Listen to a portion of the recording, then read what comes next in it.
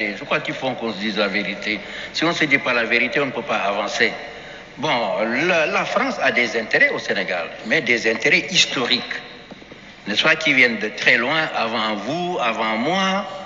Je ne crois pas, contrairement à ce qu'on dit, par exemple, que la France et les États-Unis sont concurrents en Afrique. Je n'ai jamais cru, c'est une légende. C'est absolument, excusez-moi, je ne crois pas. Pourquoi? Parce que les États-Unis, le Sénégal, qu'est-ce que ça représente par rapport aux États-Unis, les entreprises sénégalaises par rapport aux entreprises américaines?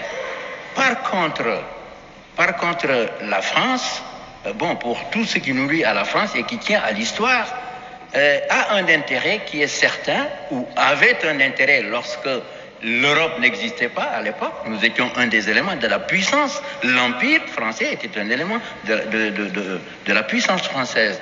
Aujourd'hui, c'est moins évident. À telle enseigne qu'il y a des gens qui sont contre, qui font tout un tas de théories en disant qu'au fond, les colonies, les anciennes colonies sont plutôt des charges pour la France. Mais il y a les intérêts, surtout ce sont des intérêts des petites et moyennes entreprises, de certaines multinationales qui ont pignon sur rue et qui ont une influence sur la politique française. Croire aujourd'hui que la France est uniquement politique, n'est-ce pas, et qu'il n'y a pas d'interférence avec les intérêts économiques, mais écoutez, non, je ne veux pas vous tenir ce langage-là ici. Si j'étais en chair dans un amphithéâtre, peut-être, mais là je suis un homme politique.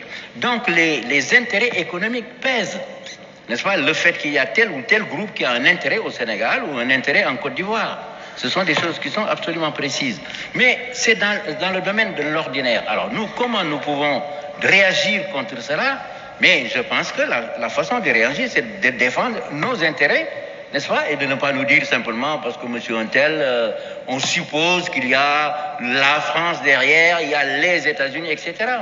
À telle enseigne que chaque fois qu'on me dit la France pense ceci, la France pense cela, je dis quelle France?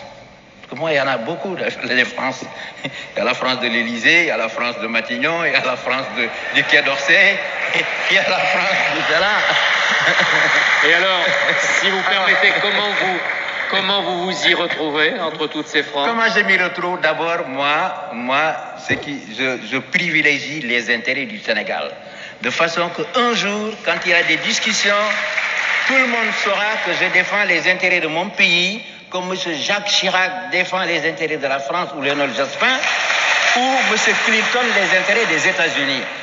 Moi, je ne suis pas un frileux. Je pose ce problème au départ et je m'entends bien avec Chirac, je m'entendrai avec Clinton, je m'entendrai avec tout le monde. Mais il y a des gens qui viennent, qui vous proposent des projets ou des choses en disant « Oui, Chirac est au courant, etc. » Avec moi, ça ne marche pas.